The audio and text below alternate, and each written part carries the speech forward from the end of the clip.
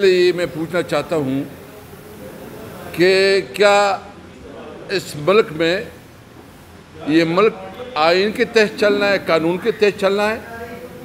एक मिनट जी, या ये मुल्क जो है ना बनाना रिपब्लिक है, जंगल का कानून है।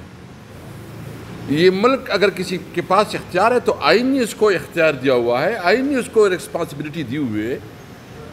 तो मैं पूछना चाहता हूँ कि ये जो आइन से मारवा, ये जो आर्डर दे रहे हैं और जो आर्डर दे रहे हैं वो किस कानून के तहत दे रहे हैं, और जो आर्डर ओबे कर रहे हैं वो किस कानून के तहत उस आर्डर को ओबे कर रहे हैं? इस मुल्क को उन्होंने बनाना रिपब्लिक तो बनाया, अभी इसको अनार्की की तरफ लेके जा रहे हैं। अभी मुल्क में इस तरह माहौल पर देखो, हम तो इस वक्त जो पेशेंस दिखा रहे हैं वो अपनी लीडर इमरान खान की वजह से, कि उन्होंने कैटेगरिकली कहा है, जो कैटेगरिकली हमें कहा है कि आपने एनओसी के अलावा जलसा नहीं करना। हमारे लिए तो कोई प्रॉब्लम नहीं था, हमारे तो लोग केपीके के तकरीबन मोबिलाइज हो चुके हैं, वो तो हम लेके आते तो ये तो कोई उसको रोकने वाले ना होता। हम सिर्फ अपनी लीडर की इंस्ट्रक्शन को फॉलो कर रहे हैं कि उन्होंने कहा कि आप जब जलसा करेंगे तो एनओसी, ताकि वो कोई ऐसा सिचुएशन ना पैदा हो। लोग निकल चुके हैं, लोग रास्तों में हैं। हमने सिर्फ और सिर्फ अपनी लीडर, देखो हम यकीन रखते हैं कानून और आइन पे, हम यकीन रखते हैं कि इसको मुल्क को कानून और आइन के मुताबिक चलाओ। ये अगर कोई ये कहता है कि ये मुल्क किस तरह चलेगा, नहीं चलेगा। मैं इसलिए कहता हूँ कि देखे वो लिमिट्स आप क्रॉस कर रहे हैं। हमने अभी पॉलिटिकल कमेटी में डिस्कस किया है और मुत्तफिका फैसला है, और हम अपनी लीडर बारी चेयरमैन से भी मशवरा लेंगे कि अगर इस दफ़ा इन्होंने एनओसी भी न दी तो फिर हम परवाह नहीं करेंगे। अगर ये कानून को नहीं मानते, अगर ये आइन को नहीं मानते, और ये बंदूक के ज़ोर पे और अपनी हरदर्मी के ज़ोर पर जो है ना सब मुल्क चलाते हैं, नहीं चलाएंगे। मैं ये कहता हूँ, देखो हम इस मुल्क को कायदे-ए-आज़म का पाकिस्तान बनाना चाहते हैं। हम चाहते हैं कि मुल्क कानून और आइन के मुताबिक चले, तमाम इदारे अपने अपने पैरामीटर में काम करें, अदलिया आज़ाद हो, फौज जो है ना अपने पैरामीटर में काम करे, और पार्लियामेंट के अपना जो जुरिस्डिक्शन है उसमें काम करे। ये तब चलेगा, नंबर वन। नंबर टू बात ये है कि देखो उन्होंने IMF का बजट पास किया, ये बजट किसी तौर पर इस अवाम की नुमाइंदगी नहीं करती। ये जो टैक्सेज उन्होंने लगाए हैं ये किसी तौर पर मंजूर नहीं है। जो इन्होंने बिजली की कीमतें में जितना इजाफा किया है इसको हम किसी सूरत में नहीं मानते, और जो इन्होंने मज़ीद जो एक मुख्तलिफ जो सैलरी क्लास पे जो टैक्स लगाया है नाकाबिल कबूल है। हम सिर्फ अपने आवाम से एक बिल्कुल आपके सामने रखते हैं, अपने वर्कर भी कहते हैं कि भाई हम डटे हुए हैं। आप जहन में रखें, न डरे हैं न पीछे हटे हैं, हम लड़ेंगे कानून और आइन के बीच। हमारे लीडर हमें बताता है कि हमने कानून और आइन को सामने रखते हुए अपनी जद्दोजहद करनी है। मुझे सिर्फ पता है कि एक जो जेल में गया है, जो हमारा अपोजिशन लीडर है, जो कि पार्लियामेंट को रिप्रेजेंट करता है। इधर एक शार्ट नोटिस पे आने का बहुत शुक्रिया।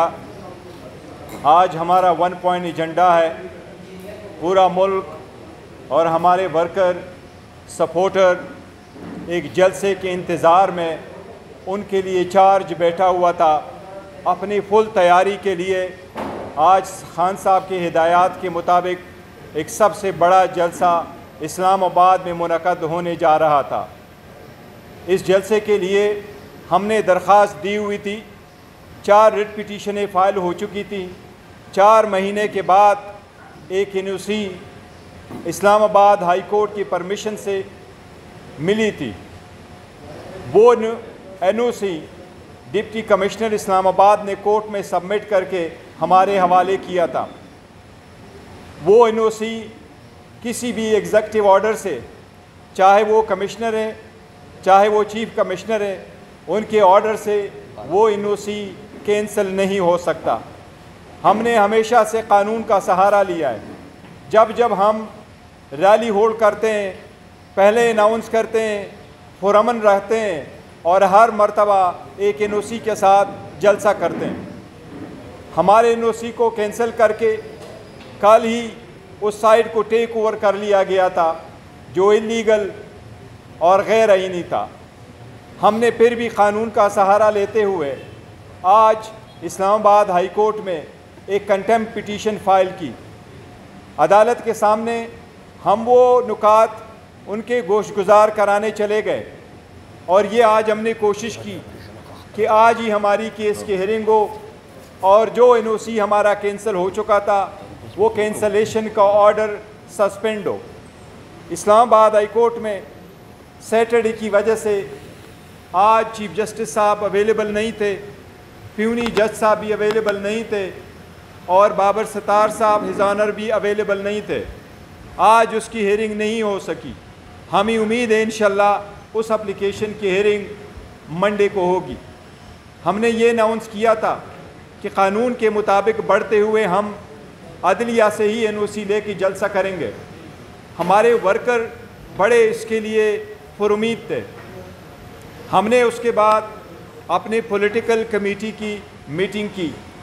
उस पॉलिटिकल कमेटी की मीटिंग में हमने अपने सारे पार्लियामेंटेरियन जो इस वक्त हमारे साथ खड़े हैं इनको भी मदऊ किया था और इसमें जो हमारा जलसा होने जा रहा था तहरीक तहफ़्फ़ुज़ आईन पाकिस्तान, क़ानून की सरबुलंदी के लिए था, आइन की बालादस्ती के लिए था, खान साहब की आज़ादी के लिए और रिहाई के लिए है, क्योंकि वो रिप्रेजेंट कर रहे हैं इस वक्त 70% पाकिस्तान को।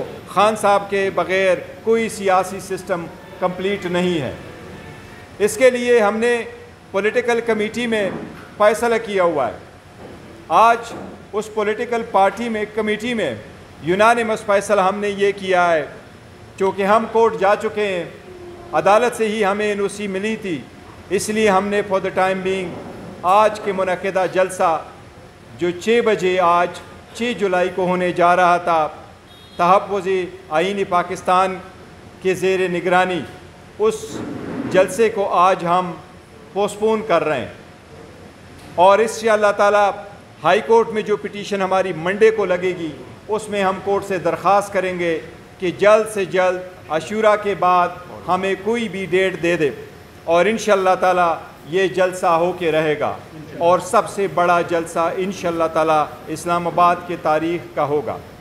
मैं एक बात आज एक वजाहत के साथ कह दूँ, हमने जितने भी प्रेस कॉन्फ्रेंसेस इस दफ्तर में किए हैं, इस सेंट्रल ऑफिस में किए हैं, इसको हमेशा से मॉडरेट किया है हमारे एक officer dedicated worker Rizwan Ahmed साहब ने और उसकी फैमिली की भी बड़ी कंट्रीब्यूशन है।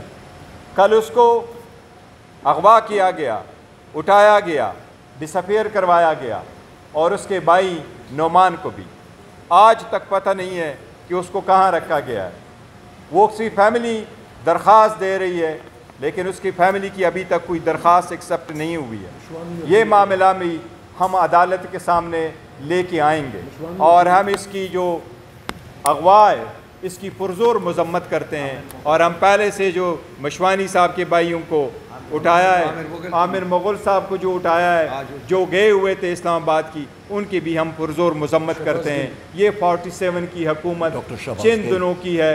इंशाअल्लाह ताला इनके ख़िलाफ़ हमारा ये स्ट्रगल क़ानून की सरबुलंदी के लिए और डेमोक्रेसी के लिए इंशाअल्लाह ताला जारी रहेगा। उमर साहब बहुत